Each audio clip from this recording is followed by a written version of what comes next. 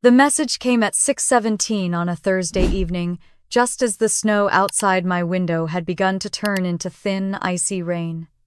It was from my mother, though. I didn't have to look to know. I had set her ringtone years ago, a sharp little chime that somehow managed to sound both cheerful and cold. The message was short, almost polite. Christmas this year will just be Michael's family and the in-laws. It's simpler that way. I stared at the screen. My brother's family, not mine. Simpler that way. The words sat there clean and efficient like a surgical cut. I felt nothing at first. No anger, no disbelief, just that dull weight pressing against the ribs, the familiar silence that comes after being reminded again of your rank in the family hierarchy. I typed 4 words back. Have a wonderful time. No punctuation, no questions. Then I placed the phone face down on the counter and watched the snow melt against the glass, turning into streaks of gray. It was the same every year, a new reason, a new version of the same sentence. Last Christmas it had been, we're staying closer to home. The year before, Michael's hosting and there isn't enough space. Always logistics, never emotion. My brother was the sun in their sky. His wife Lydia, the elegant lawyer from Charleston, had become the crown jewel.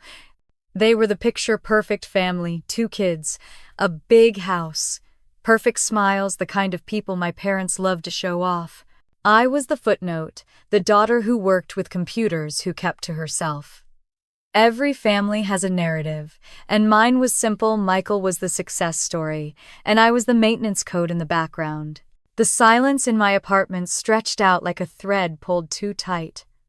I had built this place for peace, a minimalist loft overlooking Boston's waterfront, polished steel and cold quartz. It was a fortress of calm, one I had earned line by line of code, contract by contract. But that night, the stillness felt heavy, oppressive, like standing underwater. I opened the fridge, took out a bottle of wine and poured a glass without thinking. The cork rolled off the counter and disappeared somewhere under the island. I didn't bother looking for it. My hands were steady, almost mechanical. I had been through this ritual enough times to have perfected it. The phone buzzed again. This time it was my grandmother Eloise. I smiled before answering, because with her I never had to build armor. Izzy, sweetheart, she said, her voice a blend of warmth and paper-thin fragility. You sound tired. Are you still working? I turned toward the window, watching the city blur in the rain. Just finished, I said softly. How's your day? She laughed, a low, gentle sound. I burned the gingerbread again. Your mother told me about Christmas plans. You'll be coming, right? Her words hit harder than the message itself. She didn't know. My mother hadn't told her. I'm not sure yet, Grandma, I said, keeping my tone even. I might have a work trip. There was a pause. That's a shame, she said quietly.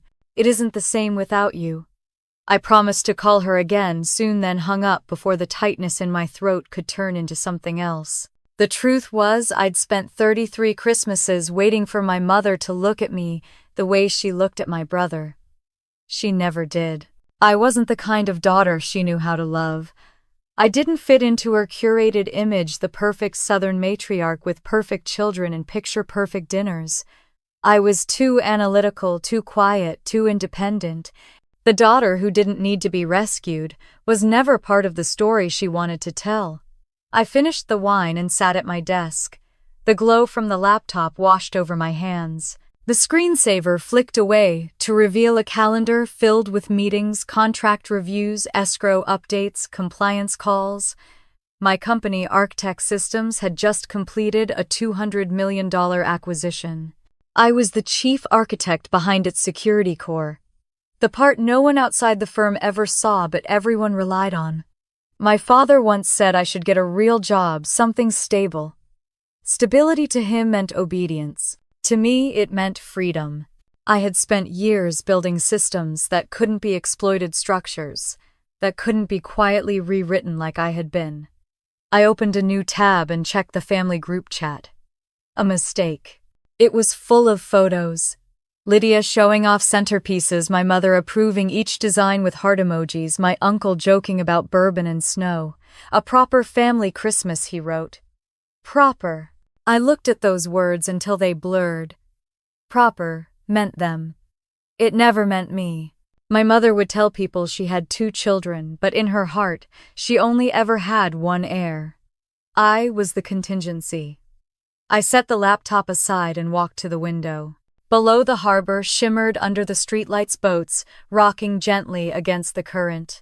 I thought of all the times I had tried to earn inclusion bringing gifts. No one opened cooking dishes. No one touched laughing at jokes I didn't find funny. Love, I realized, had been a project I was never assigned to lead. But respect, that was different. Respect could be built. Respect could be coded into existence. I sat back down and opened my encrypted email. One message blinked at the top, confirmation of the trust review I had helped my grandmother arrange months ago. She was still the primary trustee of the Delaney Family Trust, a portfolio that had once belonged to my grandfather. My parents thought of it as theirs, but technically it wasn't. Eloise managed it quietly, the way she managed everything, with patience and discretion. She had mentioned before that she wanted to simplify things, make sure the next generation handled it fairly. I remembered her saying that fairness didn't mean equality, it meant correction. My phone lit up again. A group notification. Lydia had posted a photo captioned, "Testing table setups for Christmas Eve." It was a long, rustic table decorated with golden cream. Beneath it, my mother commented, "So beautiful, dear. Can't wait to host everyone. Everyone." The word hit harder than any insult. They didn't even realize I could see it. Or maybe they did, and that was the point. I closed the app, heart rate steady, breath calm. There was a part of me that had once begged to be seen. That part had died a long time ago. Now all that was left was clarity. I opened my travel folder. There was an itinerary I had drafted months earlier, but never booked a gift for Grandma Eloise. She had once said she'd always wanted to see Paris at Christmas, to stand under the Eiffel Tower and sip champagne. She'd said it in passing, probably not thinking anyone was listening. I had listened. I had made a plan back then, a hotel, 2 business-class tickets, museum passes, but she had fallen ill and told me to save it for next time. There had never been a next time, until now. My fingers hovered over the keyboard. The rain outside turned to snow again, the flakes catching the orange light of the harbor lamps. I opened the airline portal and typed Boston to Paris, 2 passengers, business class. December 22nd. The price flashed on the screen, more than most people spent in a month. I didn't blink. I pressed confirm. The booking email appeared seconds later. "We look forward to welcoming you on board." I picked up my phone, opened a new message to Grandma.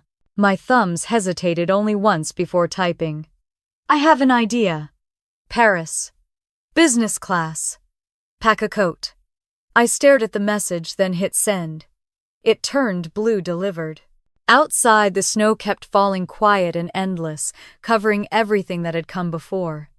I exhaled slowly, a smile curving at the corner of my mouth. They had uninvited me from Christmas, so I would make a new one mine. Not out of bitterness, but out of balance.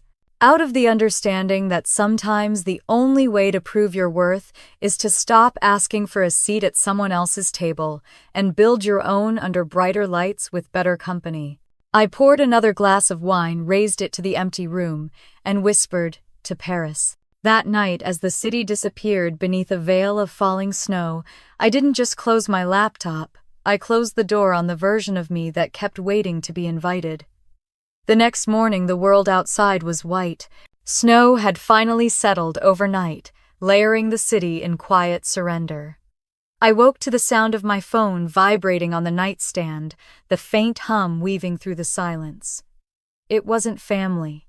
It was work, an automated alert from ArcTech's security system. I dismissed it and sat up, blinking at the pale winter light spilling through the windows. My reflection in the glass looked softer than I felt. For once, I wasn't dreading the day. There was something about knowing a decision was already made that made everything easier to breathe through. The email from the airline sat in my inbox, crisp and official. Departure December 22nd, business class. Passenger 1, Isabella Monroe. Passenger 2, Eloise Delaney. I scrolled down through the itinerary. Paris, 5 nights, return flexible. It felt unreal, but also inevitable, as though the idea had been sitting quietly in me for years, waiting for the right night to step forward. I clicked open another tab and began arranging the rest hotel transport dinner reservations. For someone whose family had built their lives around appearances, I was about to stage the most elegant rebellion of my life. Hotel Mongeon, tucked near the Tuileries Gardens, had been my choice before, the kind of place that whispered wealth rather than shouted it. I reserved a suite overlooking the rooftops, noting the view of the Eiffel Tower in the distance. It wasn't just about comfort, it was symbolism. A quiet statement that beauty didn't have to ask for permission to exist. After that came the details: a private driver, a note to the concierge, requesting fresh peonies in the room, a menu that included Earl Grey tea and ginger biscuits. Grandma loved ginger. I paused at the payment page, watching the cursor blink next to the total. It was more than my parents' yearly mortgage payment. I didn't flinch. They had always measured worth in what could be displayed. I had learned to measure mine in what couldn't be taken back. By noon, my list was done. Flights, hotel, insurance, medication requests, all confirmed. There was only one call left to make. I dialed the number for my grandmother's landline in Savannah. It rang 3 times before she answered, her voice bright, familiar, and warm. "Izzy, sweetheart, are you calling to say you've changed your mind about Christmas?" I smiled into the phone. "Sort of," I said. "How are you feeling today? Better than yesterday?" "The doctor says I'm stubborn enough to outlive him." She laughed softly. "Are you coming home, dear? I made your favorite toffee cookies." "Not exactly," I said. "I was thinking, maybe we could spend Christmas somewhere different this year." A pause. I could almost hear her tilt her head. "Different? How? Paris?" I said. The silence on the other end was long, stretching out like breath before a song. Then she whispered, "Paris. You can't be serious." "I am," I said. "I already booked everything. Business class flights. The hotel is right by the gardens and they'll have tea waiting when we get there." She let out a small sound, half laugh, half disbelief. "Good Lord, Izzy, that's extravagant." "Not extravagant," I said. "Necessary." Her voice softened. "What brought this on?" I stared at the window, snowflakes tracing paths down the glass. "I just don't want to spend another Christmas being invisible." I waited for her to respond, but she didn't fill the silence with platitudes or advice. She just listened. Finally, she said, "When do we leave?" 2 days, I said, smiling despite the sudden ache in my chest. "Well," she said, voice trembling with excitement, "then I'd better find my old travel scarf." After the call, I sat in the stillness and exhaled. For the first time in years, Christmas wasn't something being done to me. It was something I was shaping with my own hands. I spent the afternoon gathering everything I'd need: passports, confirmation numbers, power adapters, a black wool coat I hadn't worn in ages. As I folded clothes into my suitcase, the act felt ceremonial. Every piece of fabric, every small deliberate choice was a rebellion, stitched in silence. When night fell, I walked down to the harbor. The snow had slowed to a fine mist and the world looked washed clean. A couple passed me, their arms linked, their laughter echoing against the water. I thought of the family in Aspen, their carefully arranged table settings and camera-ready smiles. I imagined the polite toasts, the jokes that would circle the table until someone remembered I wasn't there. I could almost hear my mother's voice, "Izzy's probably working late again." A practiced excuse, well-rehearsed and comfortably false. I looked out over the dark water and whispered to myself, "Not this year." Back home, I sat at my desk and opened my private account. There was something almost sacred about seeing the numbers there. The accumulation of every night I had stayed up debugging systems, every weekend I'd spent writing code, while the rest of the world was out to brunch. I transferred a small sum into a new trust account. Eloise Paris Fund, I labeled it. I'd made enough money to buy silence, but I preferred to fund joy. The next morning, I called the airline to confirm special assistance for an elderly passenger. The agent on the other end was courteous professional. "We'll make sure Mrs. Delaney is comfortable," she said. "Anything else you'd like us to arrange?" "Yes," I said after a moment. "Champagne as soon as she's seated." There was a pause. "Of course, Miss Monroe." I ended the call satisfied. The pieces were aligning perfectly, and I could feel the quiet thrill that came when a plan began to take form. It wasn't about showing off, it was about rewriting the narrative.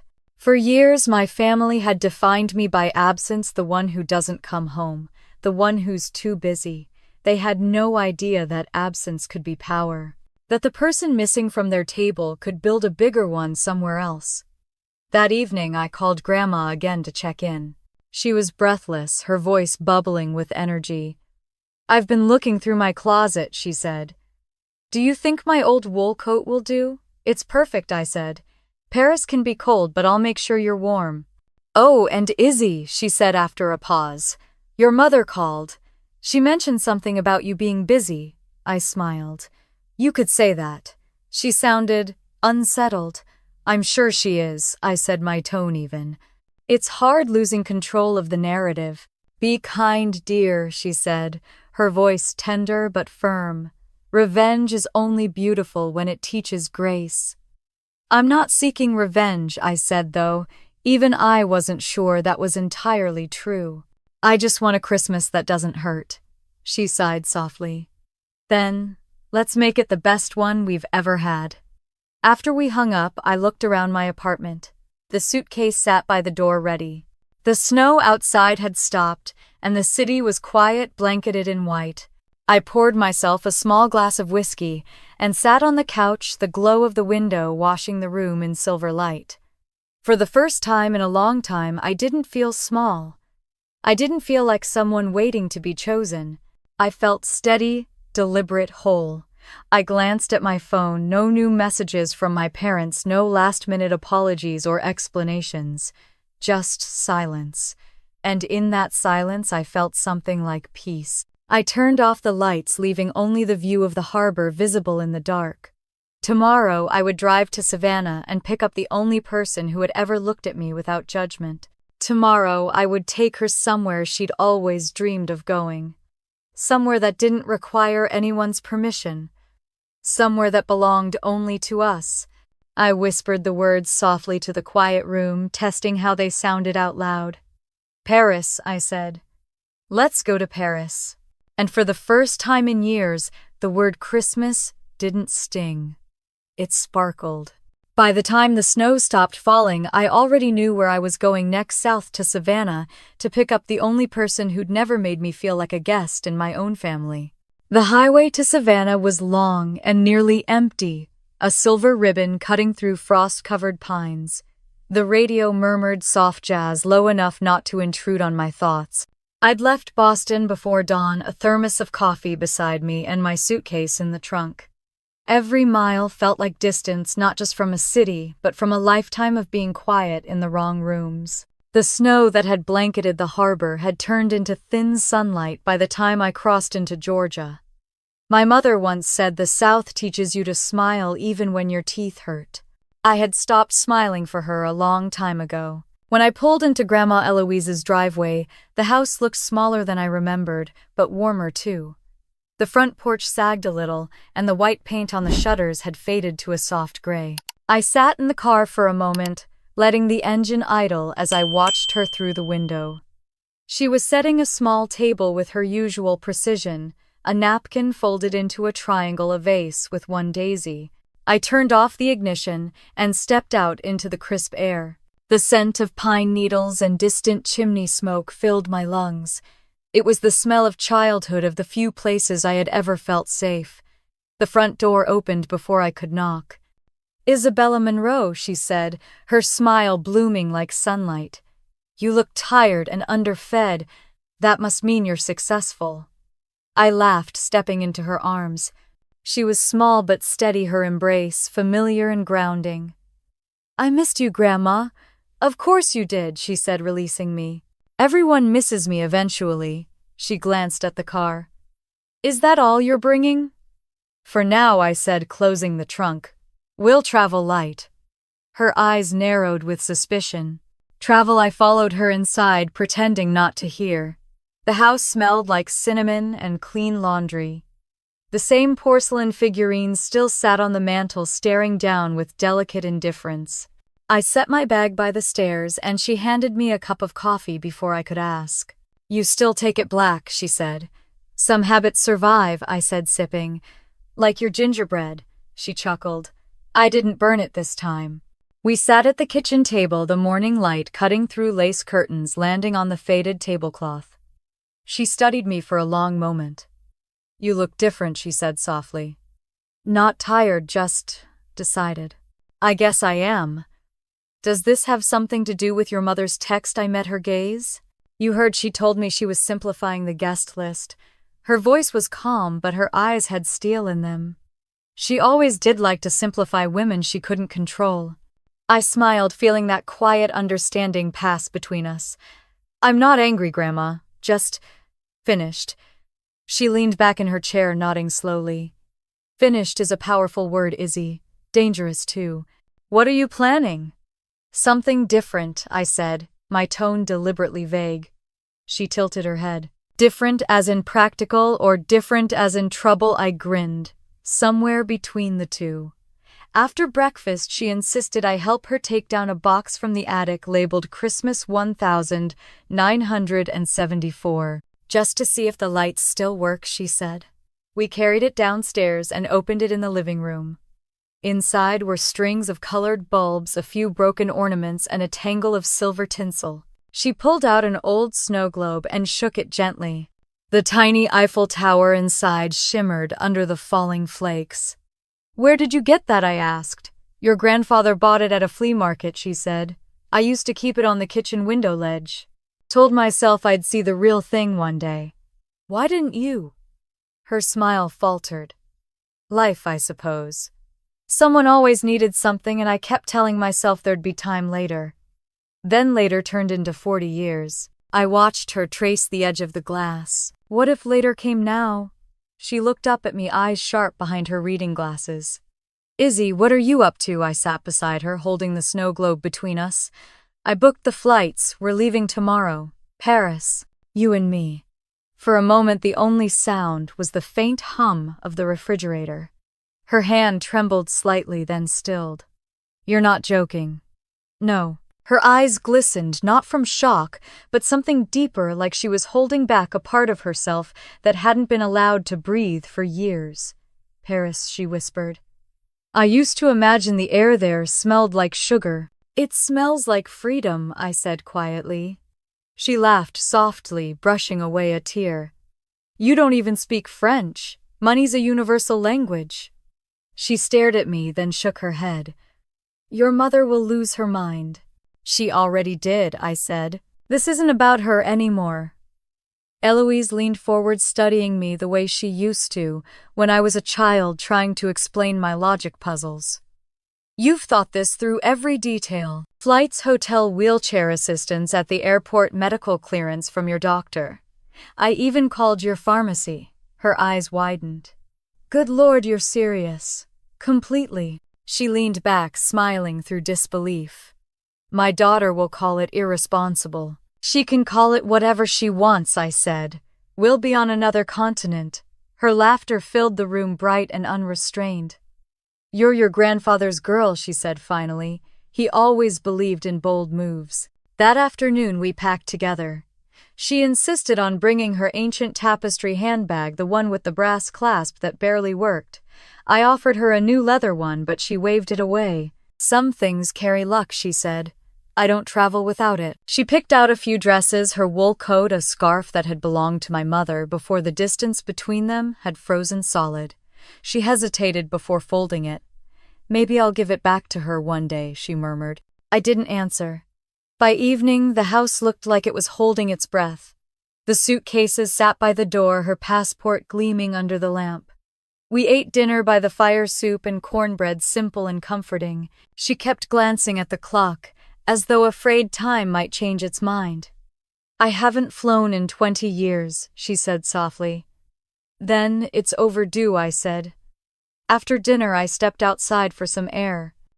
The December night was still the sky, a dark velvet dome pricked with stars. My breath curled into clouds as I stood on the porch feeling the weight of what tomorrow meant. This wasn't just a trip. It was a correction, a rebalancing of a lifetime's worth of being sidelined. They would wake up on Christmas morning to a family photo missing 2 faces, and for once the absence would speak louder than any presence ever could. When I came back in, she was sitting by the fire with a mug of cocoa. The flickering light painted her features in gold and shadow. She looked up at me. "Are you sure you're ready for what this means I am?" I said. "You know your mother will call the moment she finds out. She'll have to dial international," Eloise chuckled. "You sound so calm." "I am calm," I said. "Because for the first time I'm not waiting to be invited. I'm the one choosing where to go."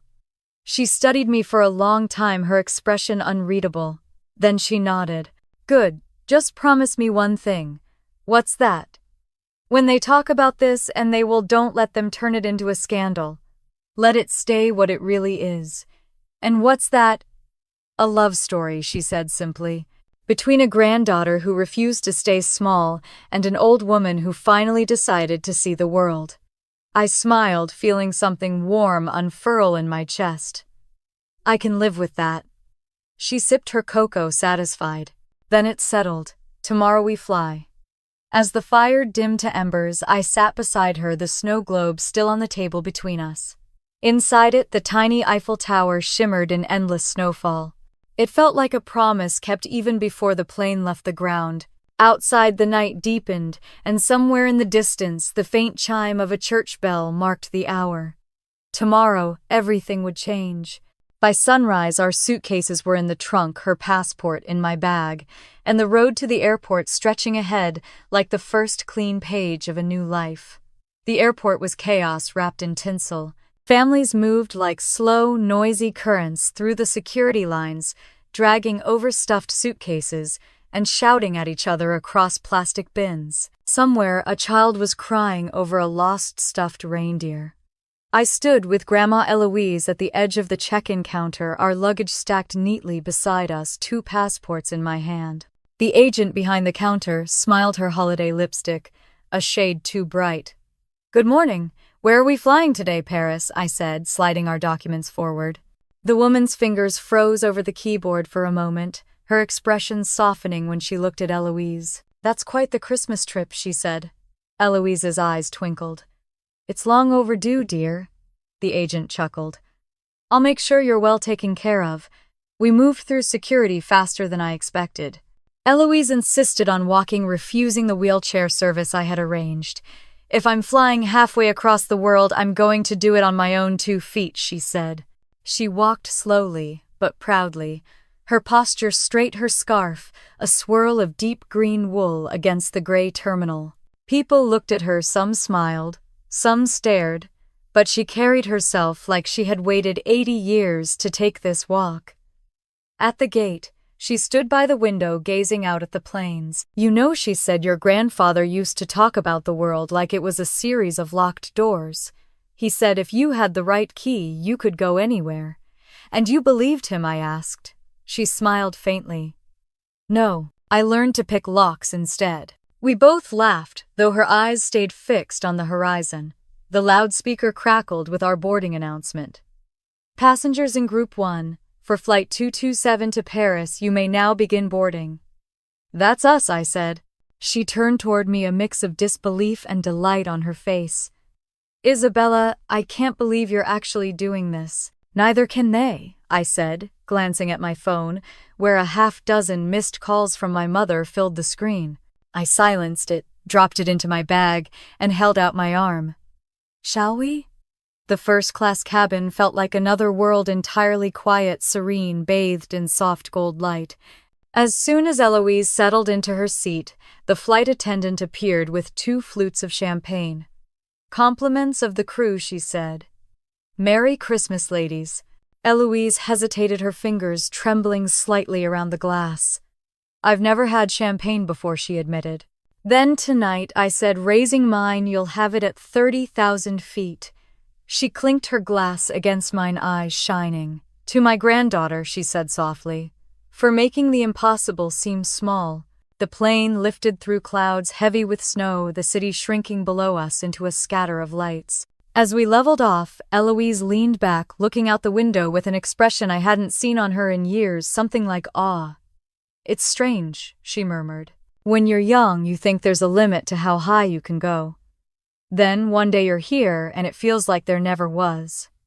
I smiled, closing my eyes briefly. It's all perspective, Grandma. The view only changes when you rise above the noise. She chuckled softly. That's exactly what your mother doesn't understand. I opened my laptop mostly to distract myself, but she reached over and closed it gently. No work, she said. We're between worlds now. Let it wait. For once I listened. Hours passed in a quiet rhythm, the hum of the engines, the soft rustle of blankets, the occasional clink of cutlery as meals were served. Eloise fell asleep somewhere over the Atlantic, her head resting gently against the seat, her breathing even. I watched her for a long time, thinking about all the ways she had carried this family alone. My mother's ambition, my father's pride, my brother's charm. She had held them all up quietly, gracefully. I wondered if anyone had ever thanked her for it. I picked up my phone again, scrolling through messages I hadn't read. My mother's words were sharp, desperate. Where are you? Call me now. This isn't funny. My brother's text followed Mom's freaking out. Just tell her you're home. There was even one from Lydia. You can't just take Grandma like that. People are asking questions. I turned the phone face down on the tray table. Let them ask. When Eloise woke, it was just before dawn. A faint pink glow spilled across the cabin. She blinked, slowly smiled, and whispered, Is that the sunrise? I nodded. Over France. Her eyes filled the reflection of morning clouds dancing in them. It's the most beautiful thing I've ever seen. It's only the beginning, I said. She reached over and squeezed my hand. You know, I thought the best years of my life were behind me. Turns out, they were just waiting for a good pilot. We both laughed, and for a moment, the years between us vanished. When the plane landed, the cabin filled with soft chatter and the shuffle of people eager to disembark. The flight attendant smiled as she helped Eloise gather her things. Was it everything you hoped for? Eloise looked at me, then back at the woman. More, she said. Far more. Customs was a blur. The moment we stepped into the arrivals hall, a man in a black suit held up a sign that read Madame Delaney. Eloise stopped short. That's me, she whispered, astonished. I grinned. Yes, it is. He greeted us in careful English and took her suitcase. When he opened the door to the waiting Mercedes, she turned to me, eyes wide. I've never been called Madame in my life. Then let's start now, I said. The drive into the city was quiet, filled with flashes of wonder. The Seine glinting in the sunlight, the iron silhouette of the Eiffel Tower rising in the distance, the pale stone facades that looked exactly like the pictures she'd kept in her scrapbook for decades. When the car stopped in front of the hotel, Eloise whispered, It's real. The hotel staff treated her like royalty. The manager greeted her by name, his accent smooth as silk. Welcome to Paris, Madame Delaney. Your suite is ready. Eloise stepped inside and gasped softly. The room was flooded with golden light, floor-to-ceiling windows framing the city like a painting. On the table, a vase of pale pink peonies waited, their scent subtle and sweet. Oh, Izzy, she said, turning slowly in the middle of the room. It's perfect. I smiled, setting our bags down. Only the best for my favorite co-conspirator. She walked to the balcony, her hands trembling as she pushed open the glass doors. The city stretched before us, rooftops, spires, distant bells. She took a deep breath of the cold air and closed her eyes. I can't believe I'm really here. You earned it, I said quietly. She turned back, her gaze steady. And you did too, my dear. Don't ever let anyone tell you otherwise. We stood there together, two women on opposite ends of life, but united by the same kind of silence, the kind that had shaped us both. Down below, Paris moved like a heartbeat. Somewhere church bells began to ring soft and distant. Eloise smiled. Do you think your mother's seen the messages? Yet I laughed. She's probably organizing a search party as we speak. Well, she said, raising an imaginary glass, here's to being unfindable. That night, as Paris shimmered outside our window, I ordered dinner for two. We ate by candlelight, her laughter mingling with the sounds of the city below. Every detail, the food, the view, the warmth, felt like something sacred, something stolen back from the years we'd lost to other people's expectations. Before bed, I checked my phone one last time. More missed calls. One new message from my mother. You've made a mistake, Isabella. We need to talk. I stared at it for a moment, then deleted it. Eloise's voice floated from the bedroom. Izzy, come look. The tower's sparkling. I joined her at the window. The Eiffel Tower blazed to life, in white lights shimmering against the night. She reached for my hand. Promise me something, she whispered. Anything. Don't let this be about them. Let it be about us. I nodded. It already is.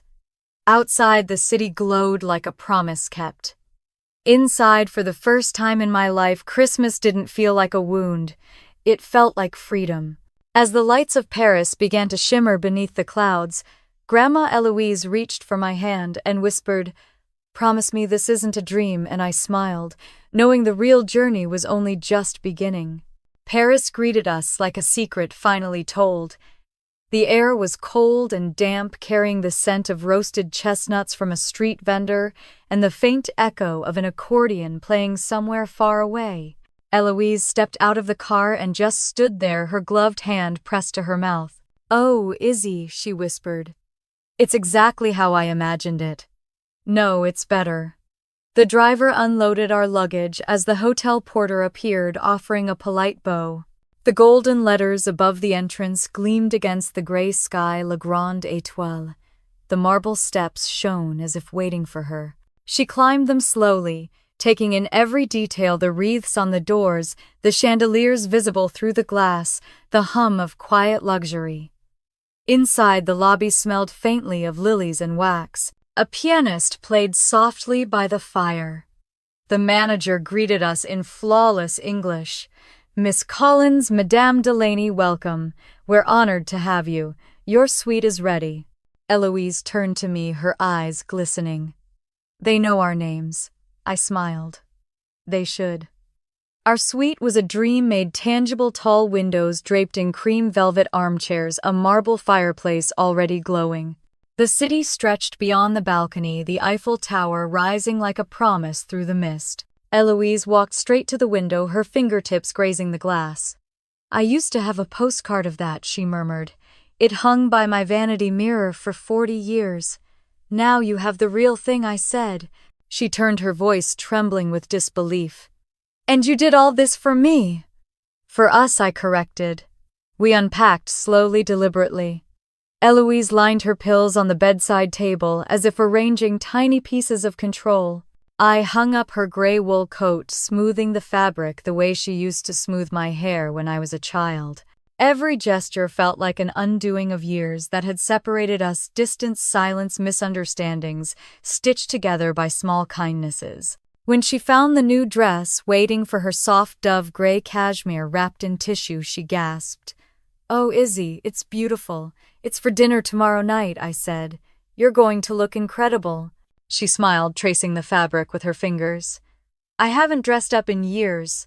Your mother always said I was too old for all that. I said nothing but the words carved deep. That evening, I ordered tea service to the room. A silver tray arrived, fine china cups, macarons, lemon tarts, so perfect they looked unreal. Eloise took a sip, her eyes closing. I don't know what this tea is, but I might marry it. We both laughed. It felt good to laugh. Afterward, I set up the new phone I'd bought her, showing her the single icon on the screen with my face. If you ever need me, I said, you just press that. She tilted her head. And you'll answer anywhere in the world, anywhere, I said. She nodded, impressed. Technology really is a kind of magic. Later, while she dozed on the sofa, I stood at the window watching the traffic swirl below. I thought about the people back home, the perfectly curated dinner table, the polished silver, the laughter they'd rehearsed for their in-laws. I imagined my mother's face when she realized I wasn't answering her calls. Somewhere in the distance, a church bell rang 6 times. It felt like a countdown to something inevitable. My phone buzzed again. Another message from my brother Nathan. "Mom's losing it. Just tell her you're safe." Then a second one followed. "She says you kidnapped Grandma." I almost laughed out loud. Kidnapped. The woman was sitting in a 5-star hotel suite, eating lemon tarts and planning which scarf matched her dress. I took a photo of her asleep on the sofa, her face serene in the golden light. I sent it to Nathan with one line. "Looks like she's suffering." Then I silenced my phone again. The next morning the sky was pale blue, and Paris felt like it had been freshly painted. We started early, bundled in coats and scarves. The hotel arranged a car to take us along the Seine. Eloise leaned against the window, naming things as if she were reacquainting herself with an old friend. The river, the bridges. "Oh, look at those balconies. They actually have flowers in winter." We stopped first at a small café tucked on a cobblestone street in Le Marais. The air inside was warm and smelled of butter and espresso. The waiter addressed us in French. I responded haltingly, earning a proud nod from Eloise. "You learned French for this enough to order croissants and champagne," I said. We sat by the window watching the city wake up. She ate her croissant, slowly savoring every bite like it was her first and last. "When I was young," she said, "I thought happiness had to be earned. Now I think it's just something you have to allow." I looked at her at the light, catching the silver strands in her hair. "Then let's allow it, Grandma." After breakfast, we visited the art museum. I'd arranged a private viewing of the Monet exhibit. When we entered the gallery, Eloise's breath caught. There it was, the painting from her postcard.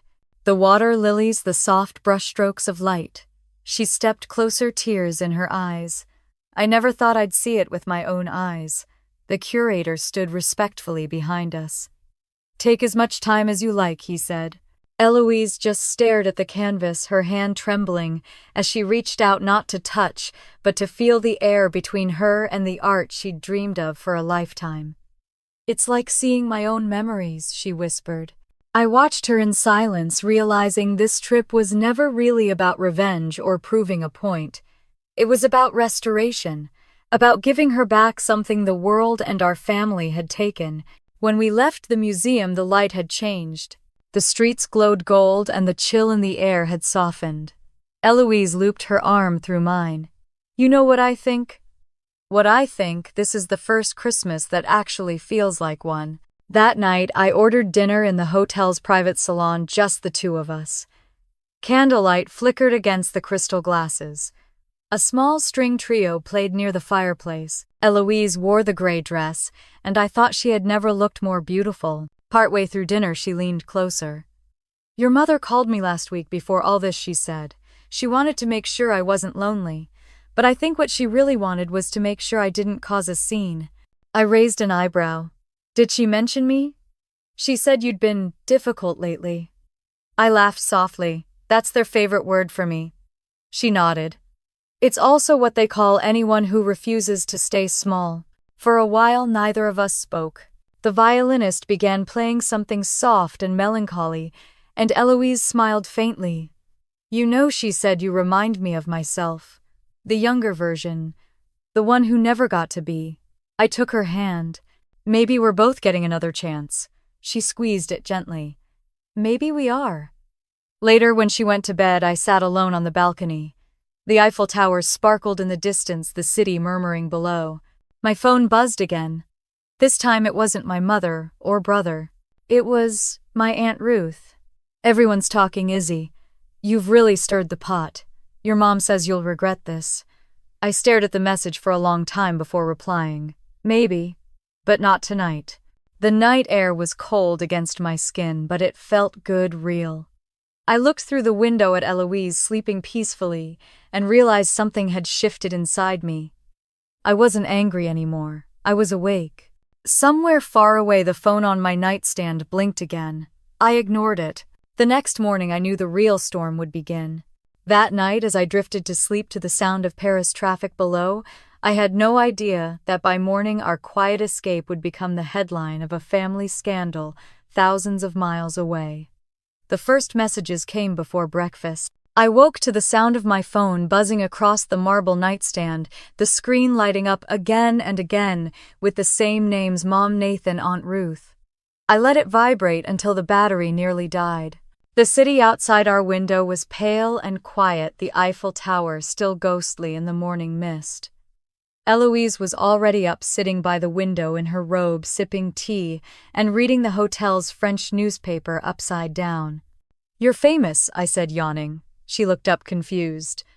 "What do you mean?" I tossed her my phone. "Apparently word got out that we're not spending Christmas in Florida." Her eyes scanned the flood of messages, her brows lifting slightly. "They're panicking," she said. "Your mother says you abducted me." I poured myself coffee. Her words, not mine. Eloise chuckled, setting the phone down. "You know what this reminds me of? When I eloped with your grandfather, my father called the police. Did they find you?" "They didn't even look," she said, smiling.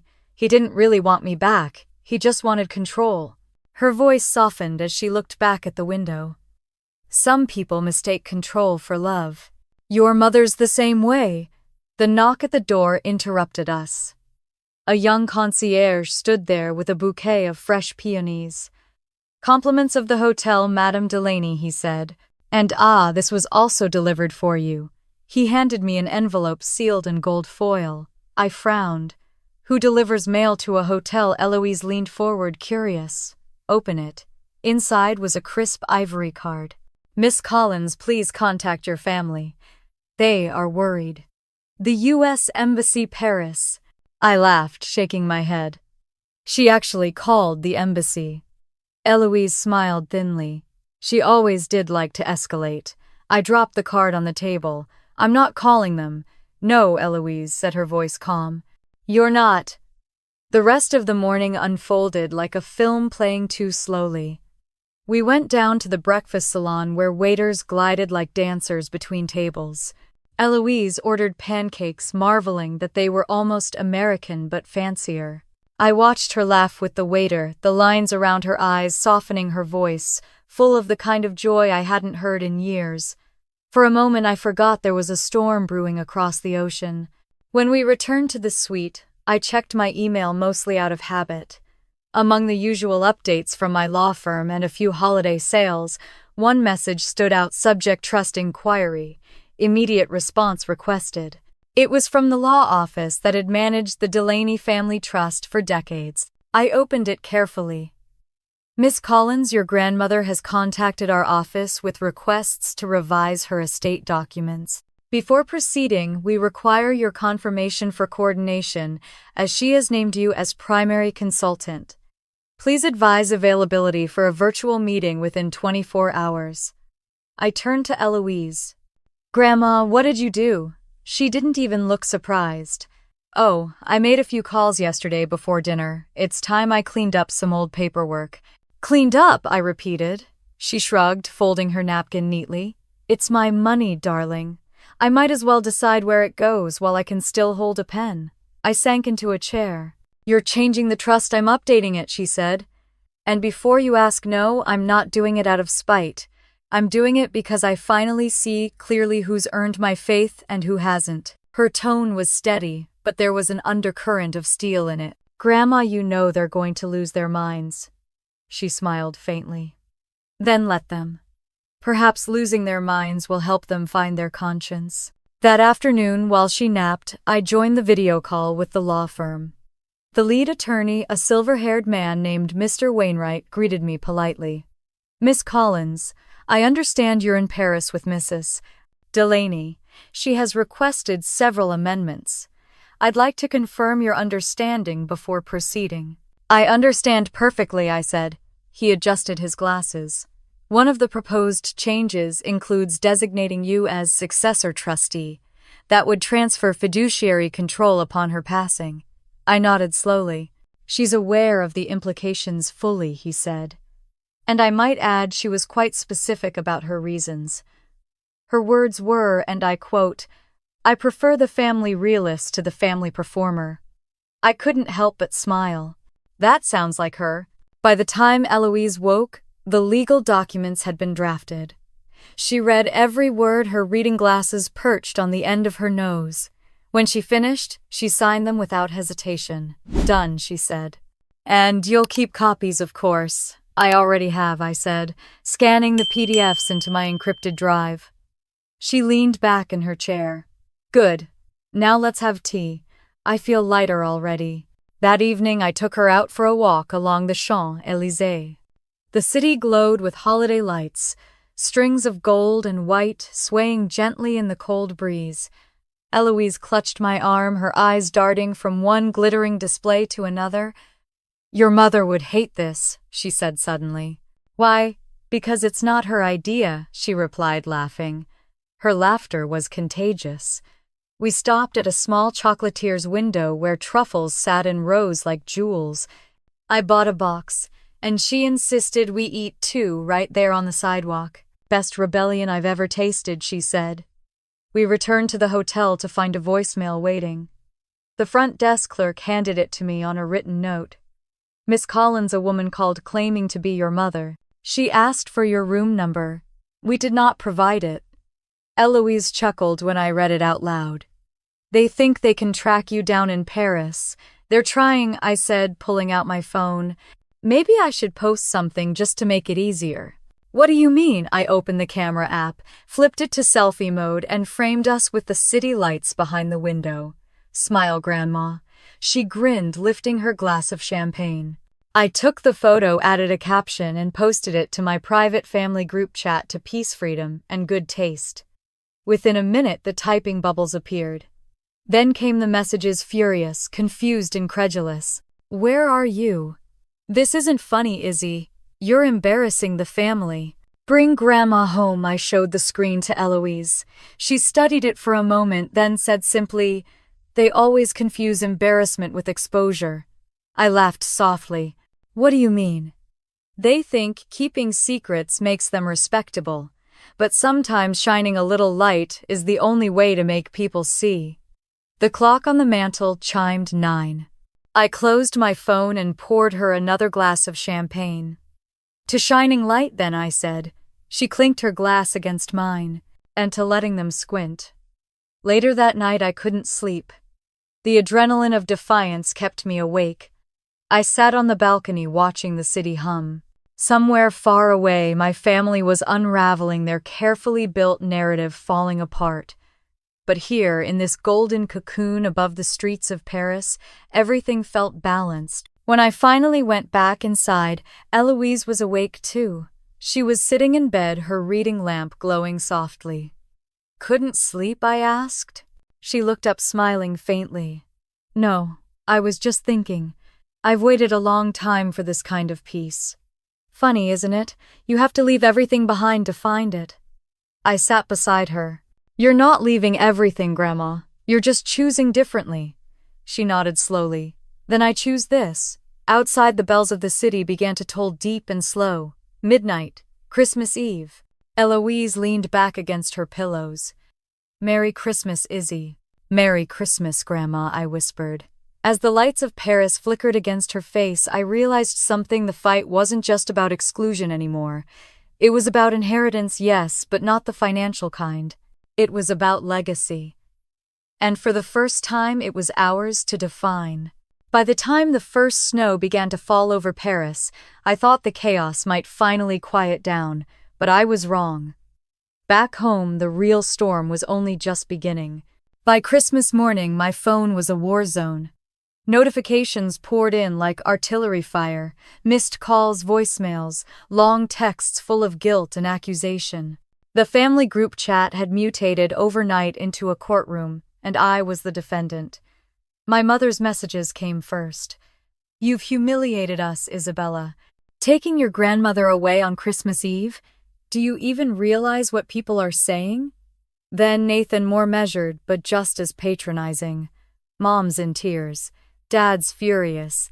"This isn't you. You're better than this." I read them while sitting on the balcony in my robe, a cup of coffee steaming in the cold air.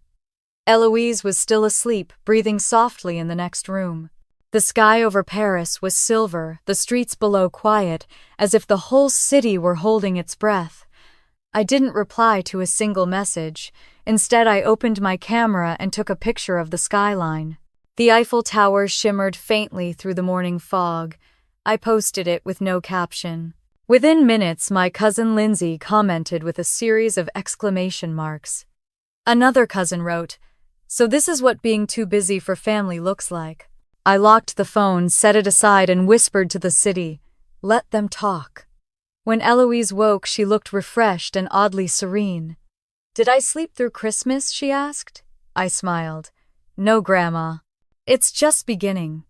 We had breakfast, sent up croissants, berries, eggs, cooked exactly the way she liked. While she ate, she asked what my plans were for the day. I hesitated before answering. I thought we might visit the bridge across the Seine, the one in all those paintings. "And later there's somewhere I want to take you." She raised an eyebrow. "Somewhere mysterious. Somewhere important," I said. The concierge had arranged a car for us again. When we stepped outside, the air smelled like rain and wood smoke. Eloise wore her gray dress with a wool shawl, her posture proud, her eyes sharp. As we drove through the narrow streets, she turned to me. "You've been quiet this morning," she said. "Something's on your mind." I glanced out the window. "They're angry." "Who, my parents? Nathan? The whole committee back home?" Eloise chuckled. "Of course they are. You've upset the choreography. They built their world around performance, and now you've changed the stage lighting." "I didn't mean to start a war," I said softly. "Sweetheart," she replied, "you didn't start it. You just stopped pretending it wasn't happening." Her words settled into me like truth I'd always known. We crossed the river. The Seine shimmered under a blanket of pale sunlight. The bridge was quiet except for the occasional tourist. Eloise walked slowly to the middle, resting her hands on the cold railing. "You know," she said, "when I was your age, I used to dream of standing right here. I even saved money for the trip once." "What happened?" I asked, though I already knew. She smiled sadly. "Life happened. Then your mother happened. Then Mark, your uncle, and all the rest. There was always something more urgent than my dreams." I slipped my arm through hers. "Then let's fix that."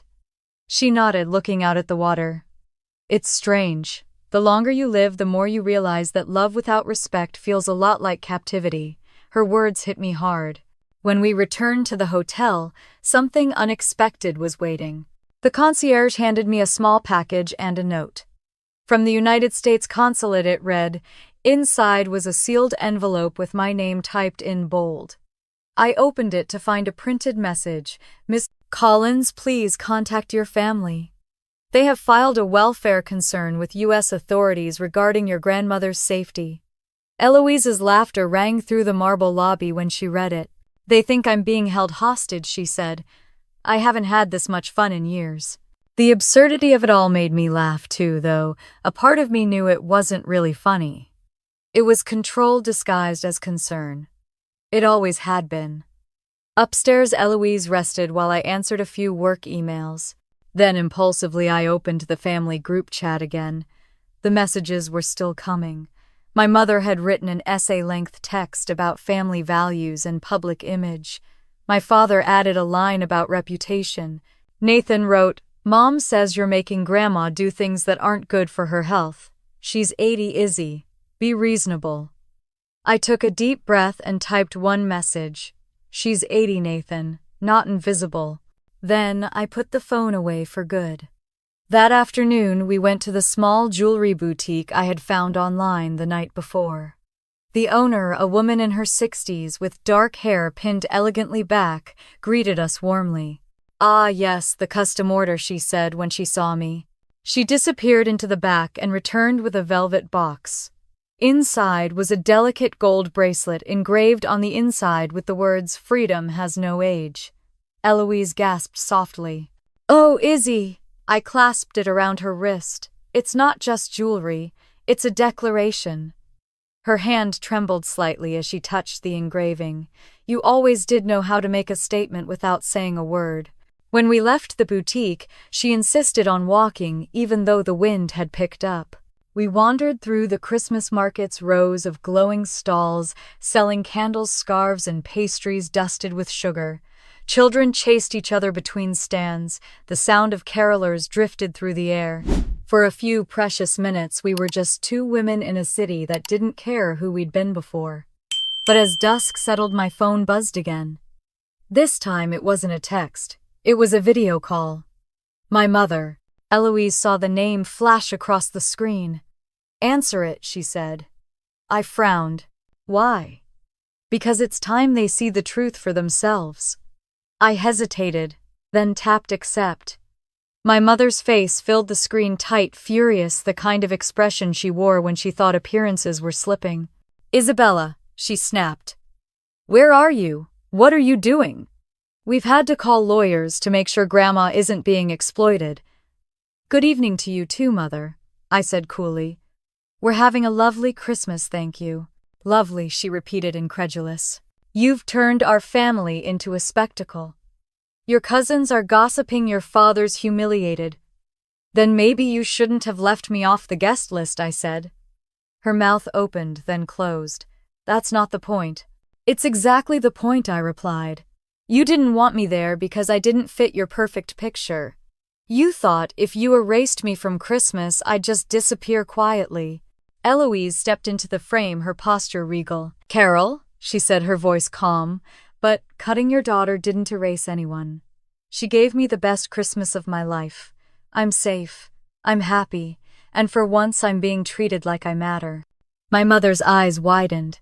"Mother, what are you saying?" "I'm saying," Eloise replied, "that I raised one daughter with courage and she's standing right next to me."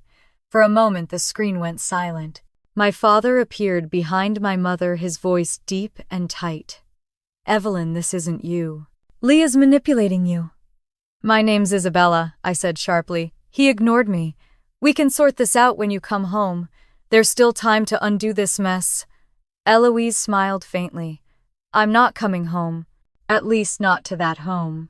"Mom, please," my mother began. But Eloise lifted her hand. "You'll receive a call from my attorney in the morning," she said. "Merry Christmas." And with that, she ended the call. I stared at her, stunned.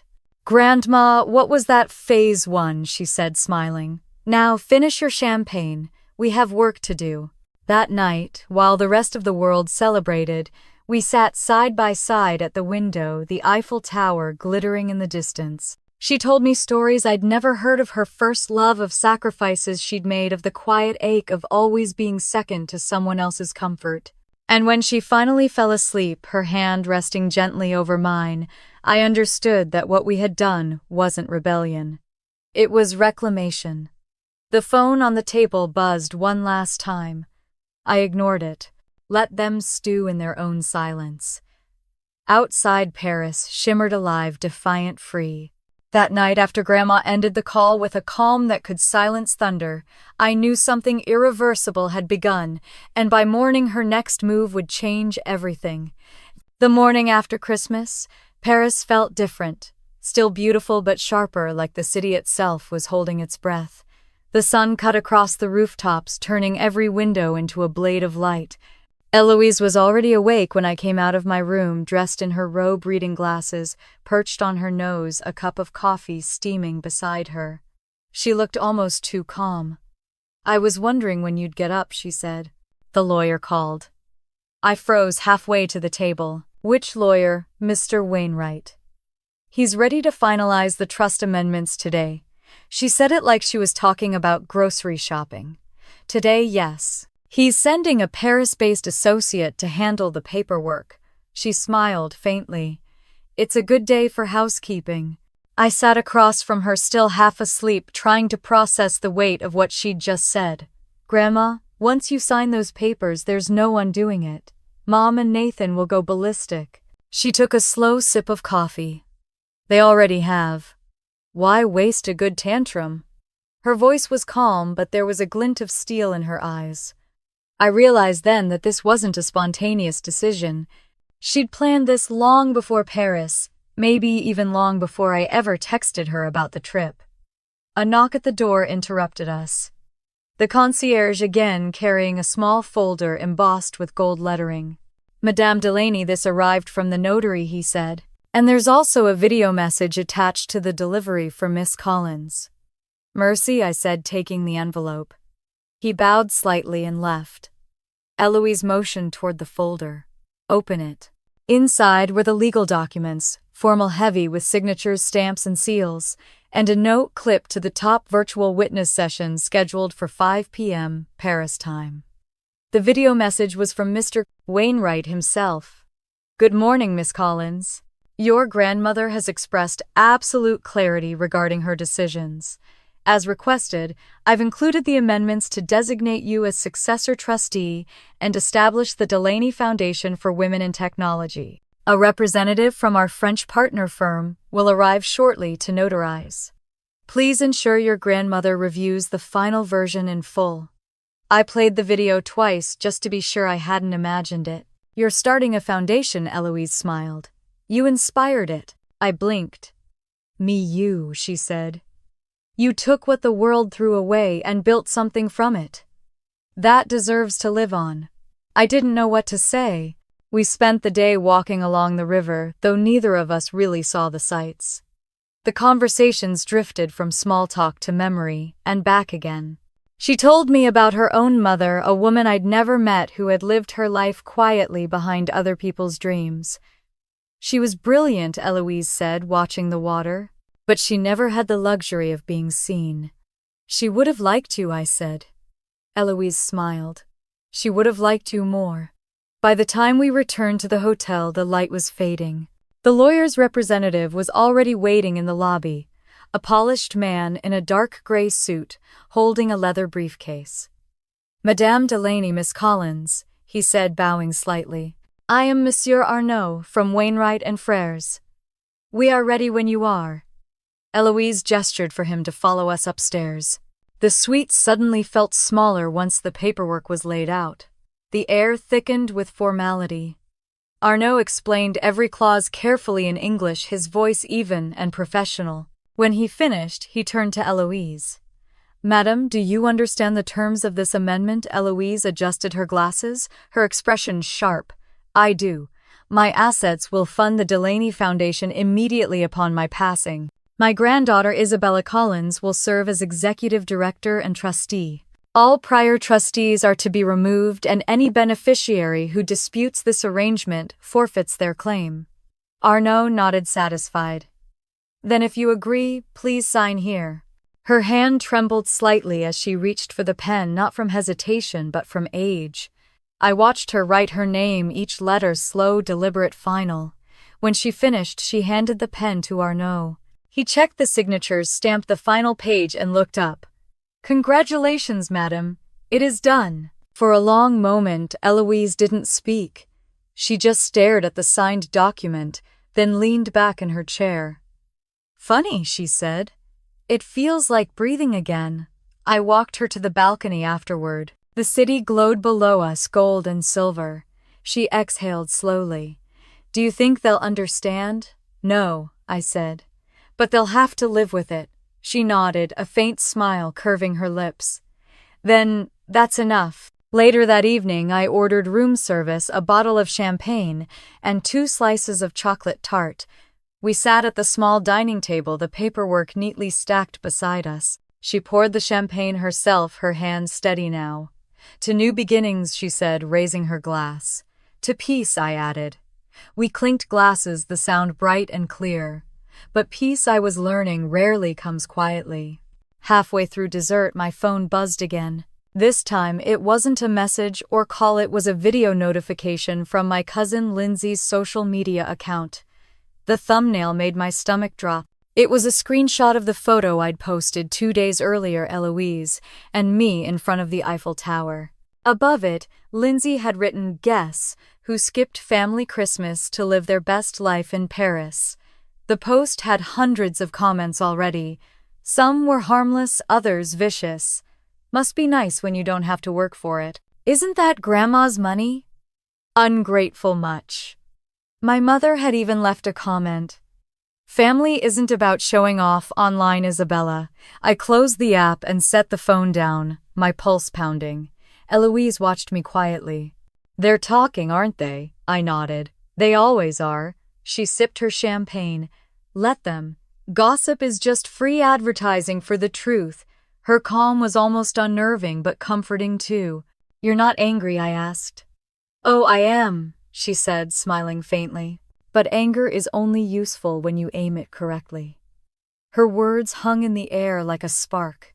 We finished dessert in silence, the glow from the city washing over us. Eloise leaned back in her chair, her bracelet glinting in the candlelight. You know, she said softly, I think I was waiting for this moment my whole life. The moment I stopped apologizing for being inconvenient. I looked at her, the woman everyone had underestimated, written off, ignored. You've never been inconvenient, Grandma. You've just been extraordinary in a room full of people who didn't notice. Her eyes shimmered, but she didn't look away, and now they will. When she finally went to bed, I stayed up alone. I opened my laptop and drafted an email to Mr. Wainwright. Subject: Next steps for foundation activation.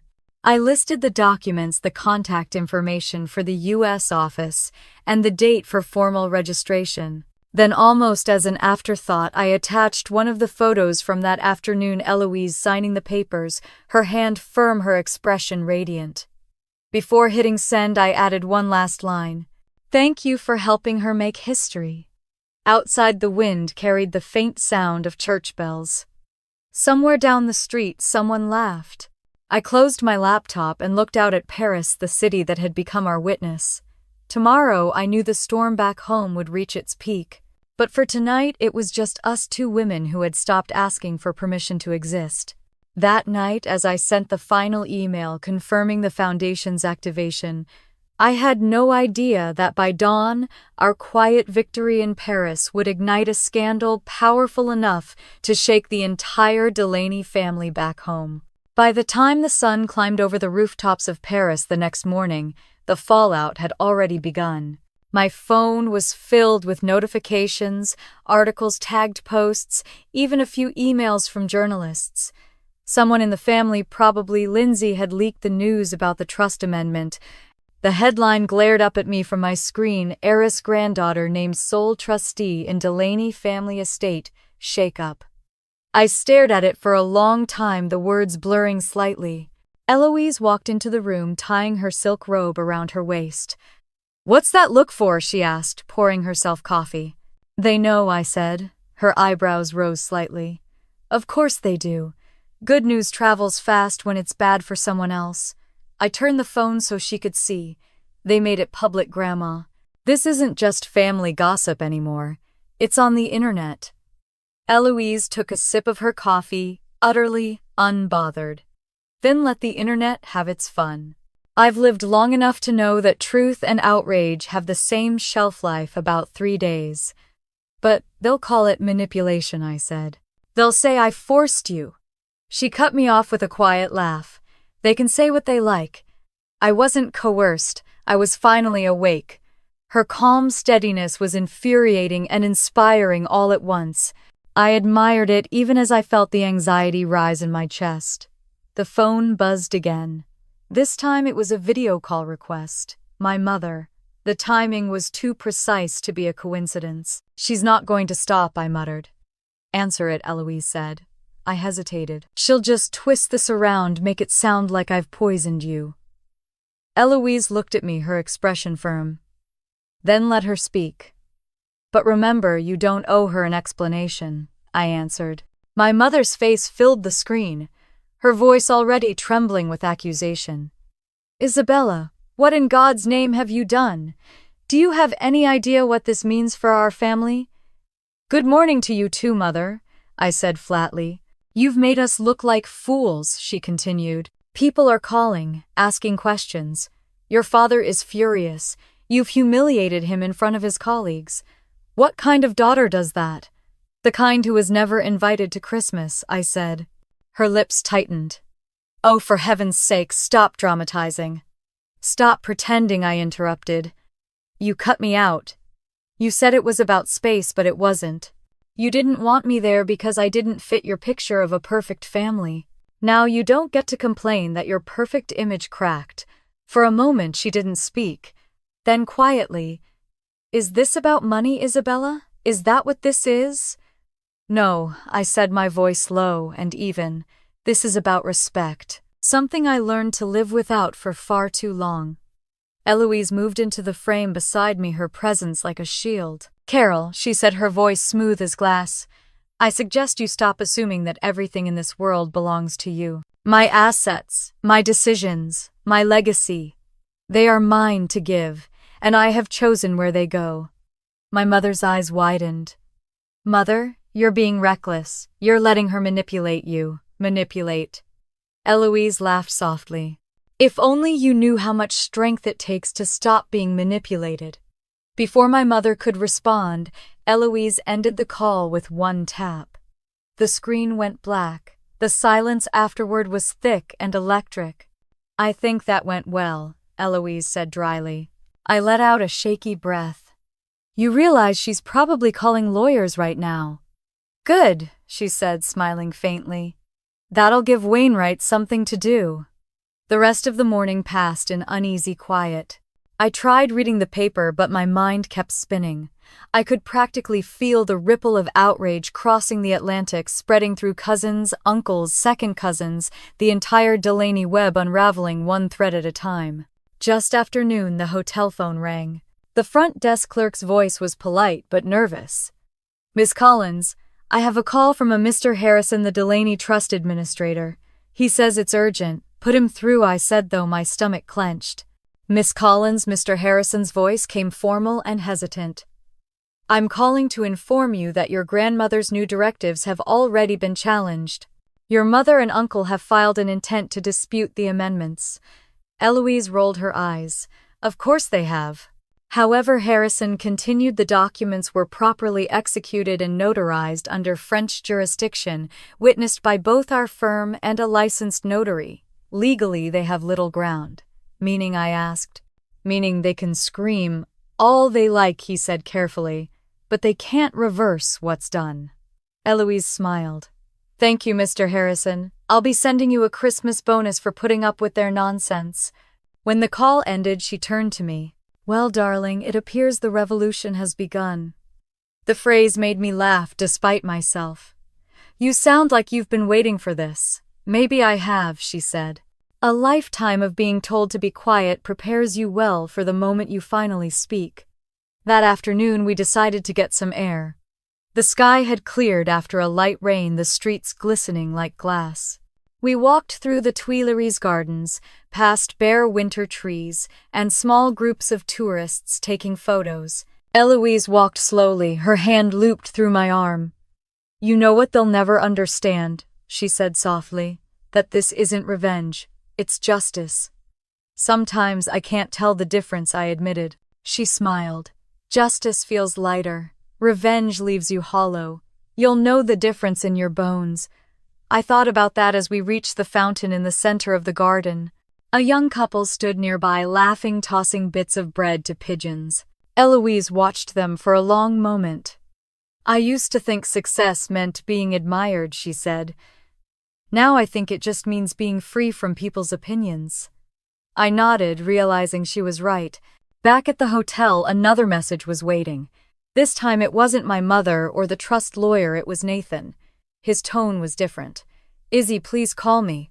Mom's a mess. Dad's furious. They're saying you and Grandma are ruining the family. I just want to understand." I stared at it for a long time. There had been a time when I might have wanted him to understand, when I would have tried to explain everything, to fix it to be heard. That time was gone. Still, I typed back one message: "You can't ruin what was already broken." That evening, Eloise insisted we have dinner downstairs in the hotel's grand dining room.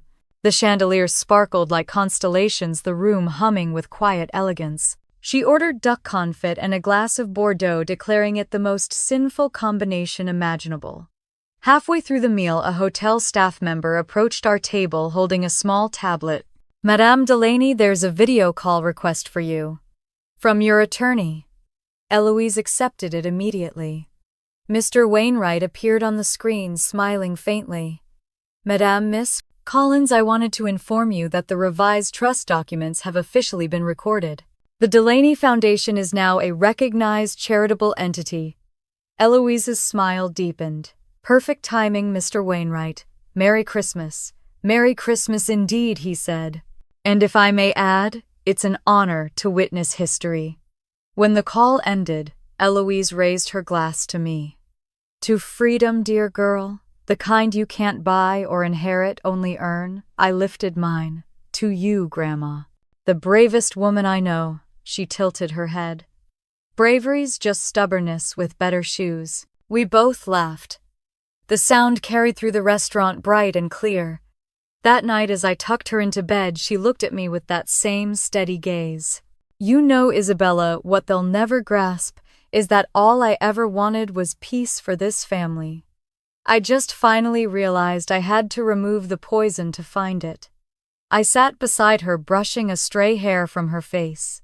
You did the right thing, Grandma. She smiled faintly. So did you. Outside Paris glittered beneath the full moon, the streets alive with light. But inside that room, for the first time in years, everything was still. And yet deep down, I knew the silence wouldn't last. The next call would come soon, and it wouldn't just be words this time. It would be war. That night, as Paris slept and the headlines spread back home, I knew it was only a matter of time before my parents stopped hiding behind phone calls and showed up in person to reclaim the control they'd just lost. The call came just after noon. I was sitting by the window reading through the Foundation's first draft proposal when my phone began to vibrate again and again. Not my mother this time, Nathan. The tone of his messages was different, urgent but not hostile. Izzy, please pick up. Mom's not okay. Dad says you've gone too far. We need to talk. I didn't answer. I knew how this game worked. First came the guilt, then the fear, then the offer to make peace that always meant surrender. Eloise was in the sitting room, wrapped in her shawl, watching the city with a quiet smile. They're circling, aren't they? She asked, without turning around. They're panicking, I said. Nathan says Mom's unwell. She's not unwell, Eloise said flatly. She's unbalanced. There's a difference. I laughed, even though I shouldn't have. You're savage. I'm old, she corrected. The filter dies first. Before I could respond, the hotel phone rang. The concierge's polite voice floated through the receiver. Miss Collins, there is a Mr. and Mrs. Delaney requesting to see you in the lobby. My blood went cold. They're here, yes, ma'am. They've just arrived from the airport. I hung up, my pulse thudding. Eloise turned toward me, calm as ever. Well, she said, rising from her chair, it seems Christmas came late this year. They actually flew here, I said. They must have found out where we were staying. Let them come, she said simply. We'll hear their performance. Then we'll decide whether to applaud. I wanted to refuse to tell the concierge to turn them away, but something inside me, some quiet, defiant part, wanted to see this through. I'll meet them, I said. Eloise nodded. Not alone. The elevator ride to the lobby felt like descending into a courtroom. The doors opened onto a scene I would never forget, my parents standing near the Christmas tree, looking utterly out of place among the polished marble and golden garlands. My father's jaw was set tight. My mother's face was pale, her eyes swollen from crying or pretending to. Isabella, she said, as soon as she saw me, her voice trembling. What have you done? I stayed still, enjoying my holiday, mother. What brings you to Paris? Don't play coy, my father snapped. You know damn well why we're here. You've made a mockery of this family. Behind me, Eloise's cane clicked against the marble as she approached. The sound alone silenced them. David, she said coolly, Carol, you've both traveled far. Sit before you embarrass yourselves further. My father's nostrils flared. Mother, this isn't a joke. Do you even understand what you've signed?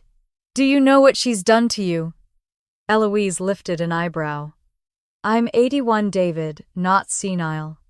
What she's done is remind me who I raised and who I tolerated. My mother stepped forward, her voice quivering with desperation. Mom, please, we can fix this. You don't have to. Eloise cut her off with a raised hand. Don't beg for something you never earned. You've all been dining on my generosity for decades, mistaking inheritance for love. Consider the meal over. I had seen my mother angry before, but never like this. Her voice turned sharp, trembling with fury.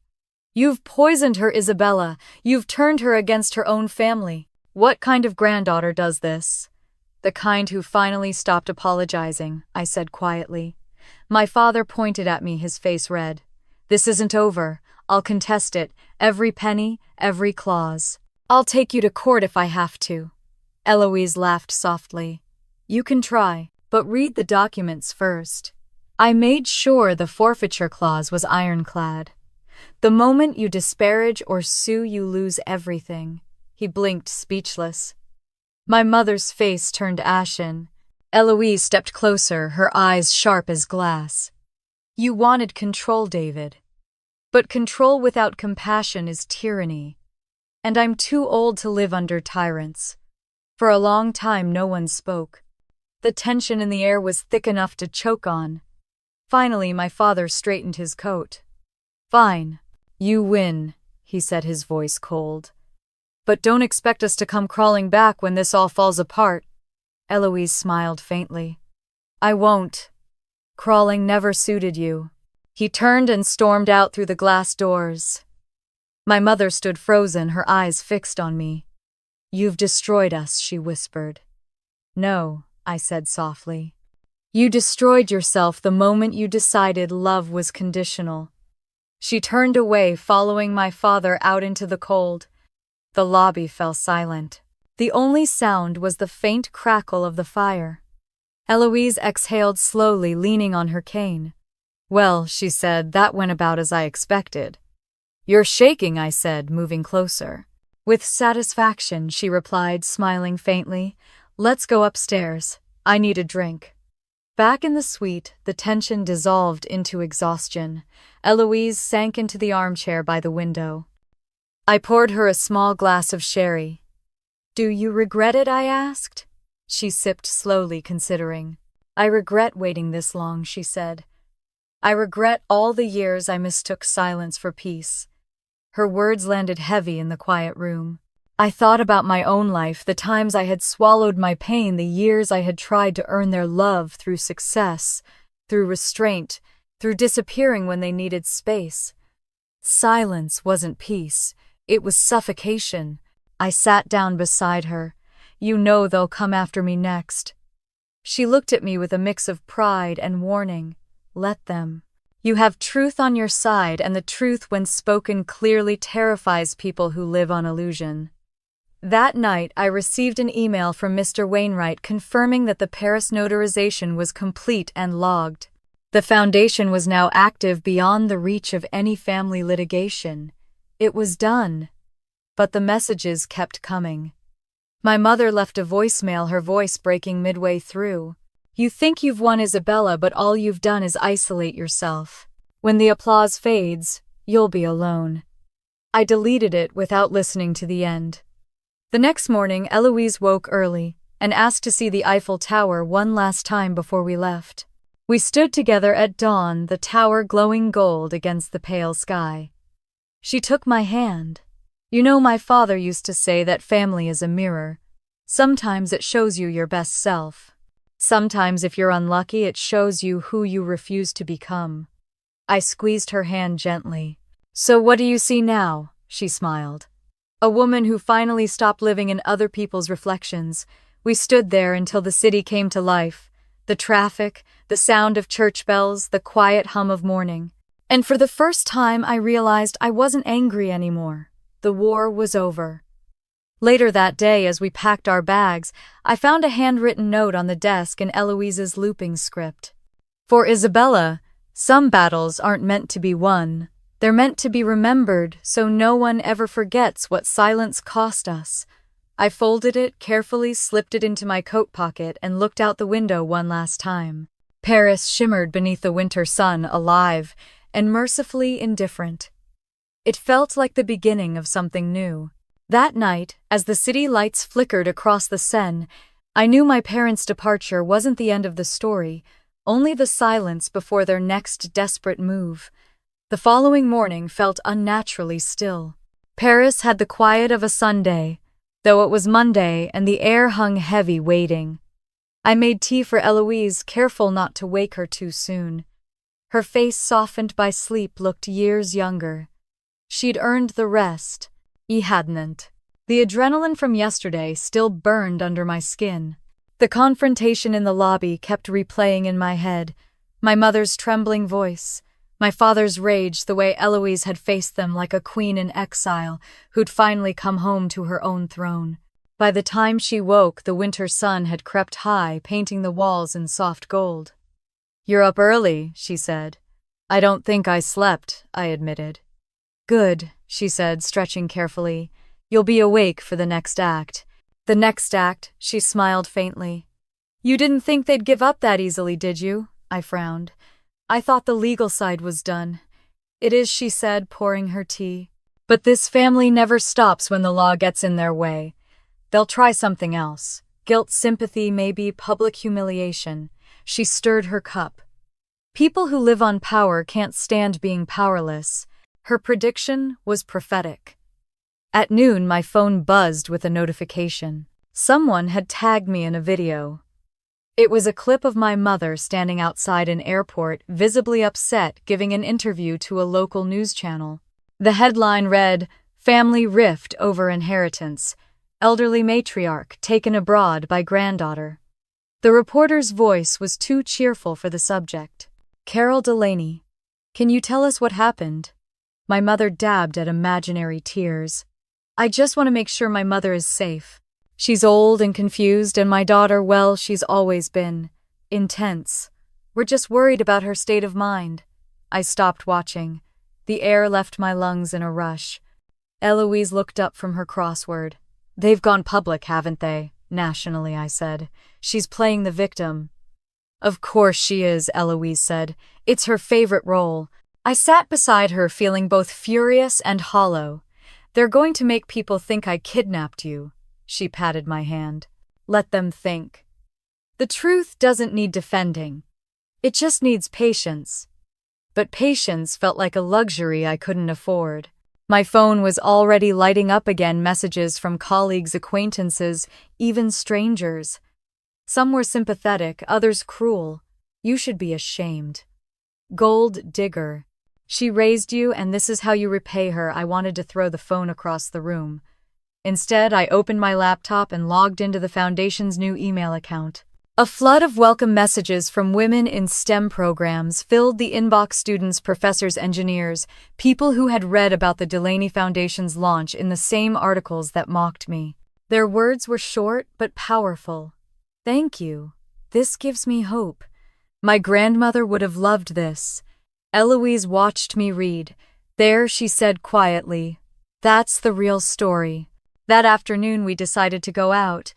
It was cold, the sky, a soft gray snow, threatening but not yet falling. We walked through the streets near the Louvre, our scarves pulled tight. Eloise was slower today. She paused often to catch her breath.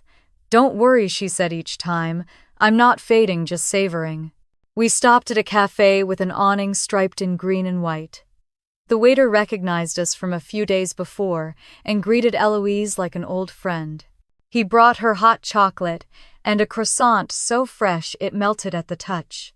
She closed her eyes after the first sip. "Perfection," she whispered. For a few minutes we were just two people sitting in the soft hum of a Paris afternoon. Then my phone rang again. It was Nathan. I almost ignored it, but Eloise placed her hand over mine. "Answer it," she said. "It's time." I swiped to accept. Isabella. Nathan's voice was quiet, shaky. "I had to call. Mom's. She's gone too far. She's on the news calling me a kidnapper," I said. "I know," he sighed. "I tried to stop her, but Dad's furious. They're saying Grandma's lost it, that you've manipulated her. I don't know what to do anymore." For a moment I said nothing. Nathan had always been the peacekeeper, the golden boy who never chose sides because he never had to. Now I could hear the crack in his certainty. You can start, I said, finally, by telling the truth. He hesitated. They'll hate me for it. They already do in their own way, I said. But you'll sleep better. He didn't argue. Instead, he said something I hadn't expected. Grandma was right. You are intense, but maybe that's not such a bad thing. The line went quiet, then ended. I put the phone down and met Eloise's gaze. He's scared, I said. Good, she replied. Fear is the first crack in denial. That night, the city turned to crystal. Snow finally began to fall, catching in the glow of streetlights. Eloise and I stood by the window watching it drift past. The noise from the street below, a violin, laughter, a car horn, faded into a kind of music. I'm sorry this got ugly, I said quietly. I didn't mean to drag you into a war.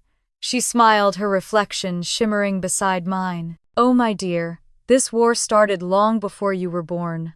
I'm just glad you're the one who ended it. The next morning I found her sitting at the desk writing on hotel stationery. Her handwriting, though a little shaky, was still beautiful. She folded the paper, slipped it into an envelope, and sealed it with a careful press of her thumb. What's that? I asked. A letter, she said. For after. I wanted to ask after what, but her expression told me not to. Later that day, the hotel manager knocked on the door to deliver a message. Madame Delaney, he said, there's a video call request from the United States.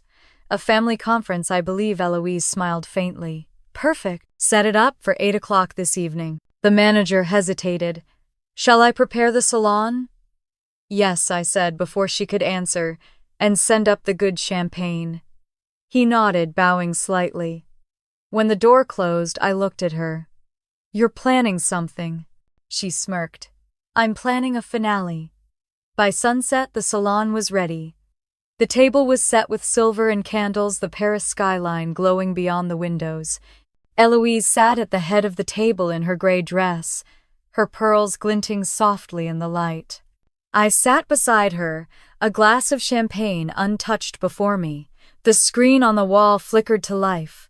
My parents appeared first, sitting in their living room in Florida. My father's expression was grim, my mother's face carefully composed. Nathan was there too, sitting off to the side, looking tired. Eloise leaned forward slightly, her voice crisp. Good evening, everyone. My mother forced a smile. Mother, thank you for agreeing to this call. We just want to find a way to move forward. Eloise raised her glass. So do I. That's why I'd like you all to listen before you speak. The silence that followed was thick. She began slowly recounting everything, the exclusion from Christmas, the years of small humiliations, the truth of what had really happened. Her voice never wavered. My mother's eyes filled with tears. My father looked away. Nathan stared at the floor. When she finished, she said quietly, You called me confused. I'm not confused. I'm clear. I know exactly what I'm doing with my money and my name. I'm building something real. Something that outlives our dysfunction. Then she looked at me. Isabella, would you show them? I opened my laptop, sharing my screen. The foundation's homepage filled the display, the Delaney Foundation for Women in Technology. Under it, a photo of Eloise smiling in front of the Eiffel Tower. Below that, a line she'd written herself, No one shall be defined by their exclusion from a family table. My mother covered her mouth. My father's voice cracked. Evelyn, please. But Eloise raised a hand. No, David. For once in your life, let silence mean respect. The room on their end fell silent. The call ended not with shouting, but with a long, hollow quiet. When it was over, Eloise exhaled. Well, she said softly, that's the last family meeting I'll ever attend. I poured her another glass of champagne. She raised it, eyes bright. To freedom, my dear. Hard won and beautifully kept. And when our glasses met, I felt the weight of generations lift. That night, after the final call ended and the room fell into silence, I watched Eloise staring out at the Paris skyline, her reflection framed by candlelight, and I realized she wasn't just closing a chapter, she was preparing to end the story, on her own terms. The next morning, Paris was quiet again, almost reverent, as if the city itself knew something sacred had ended. I woke to find Eloise sitting by the window in her robe, her eyes lost somewhere beyond the rooftops. A half-written postcard sat on the table beside her, one she'd bought the day before at the museum gift shop. She was writing to no one in particular. "I don't want to leave," she said softly. "You don't have to yet," I replied. "The flight's not until tomorrow." She smiled faintly. "That's not what I meant." For a moment I didn't understand. Then I did. A chill passed through me. "Grandma," I said, moving closer. "Don't talk like that." She reached for my hand, her fingers cool but steady. "Izzy, everything I wanted to say has been said. Everything I needed to do, I've done. I've watched you stand taller than anyone ever allowed me to, and that's enough." I sat on the edge of the chair next to her, trying to hide the tremor in my voice. "You're just tired. You need rest." She looked at me with the softest smile, the one I'd known all my life. "Rest is exactly what I need." Outside, the church bells began to ring slow and solemn. Paris was beginning its morning prayers. Later after breakfast, we walked to the bridge one last time. Eloise insisted on wearing her gray coat even though the air was sharp and cold. The city was almost empty, just us, the water, and the faint hum of traffic. She stood in the middle of the bridge, gazing at the reflection of the clouds in the river. "This is how I want to remember it," she said. "Not the fighting, not the noise, just this." I wanted to tell her there'd be other moments like this, that we'd come back in the spring, that she'd see the cherry blossoms in the Tuileries. But something in her posture told me she already knew she wouldn't. We walked back in silence. By afternoon, the hotel suite was filled with the faint scent of flowers. The concierge had sent up a bouquet of white peonies with a handwritten note to Madame Delaney with respect and admiration. Eloise smiled when she read it. "Imagine that," she said. "Respect after 80 years. I laughed through the lump in my throat. She went to bed early that evening, saying she just wanted to close her eyes for a bit before dinner. I tucked her in, kissed her forehead, and whispered, "Je t'aime, Grandma." She smiled, eyes half closed. "I love you too, my fierce girl." When I came back an hour later with her favorite tea, she was still, her hand resting over her chest, her expression peaceful. The light from the city fell gently across her face, turning her into something timeless, almost eternal. I stood there for a long time, unable to move, unable to speak. Paris didn't cry with me, it just kept shining like it knew the moment didn't need words. The next few days blurred together. The embassy helped, the hotel handled the rest. There were documents, signatures, arrangements. But what I remember most is the quiet, the kind of quiet that follows a storm that's burned itself out. Back in the States, the headlines changed tone. Philanthropist and innovator Evelyn Delaney passes away in Paris at 81. Below it, a smaller line read her granddaughter Isabella Collins to lead the newly formed Delaney Foundation for Women in Technology. My mother tried to reach me again. So did my father, even Nathan, but I didn't answer. Not out of anger, but because there was nothing left to say. The will, the foundation, the truth, they spoke louder than I ever could. 2 weeks later, the first scholarship letters went out. One went to a girl named Maya in Montana, another to a student in Louisiana, and one more to a high school senior in Washington who'd been told she was too intense for computer science. Each envelope carried the same closing line Eloise had written herself: "Keep building. The world needs your code." I read those words over and over. They sounded like her voice still guiding me.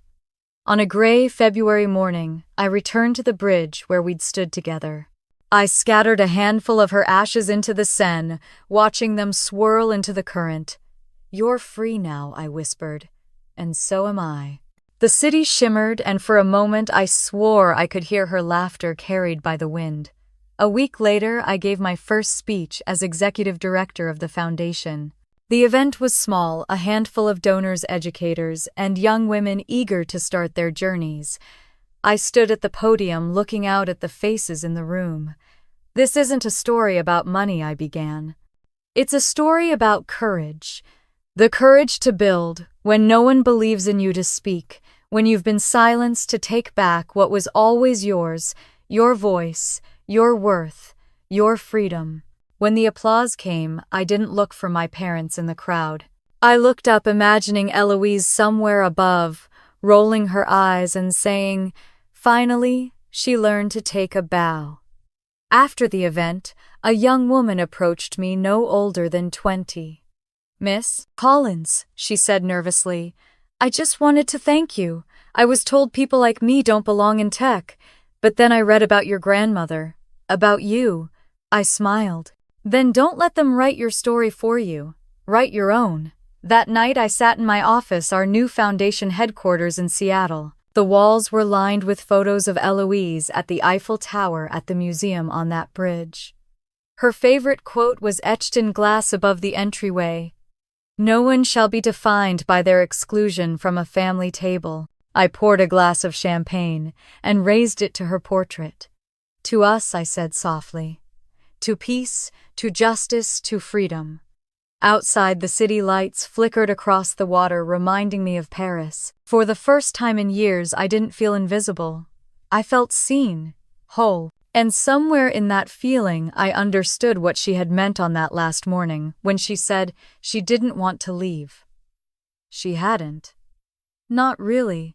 She lived on, not in marble or money, but in every girl who'd ever been told to shrink and instead decided to rise. So I keep her story alive.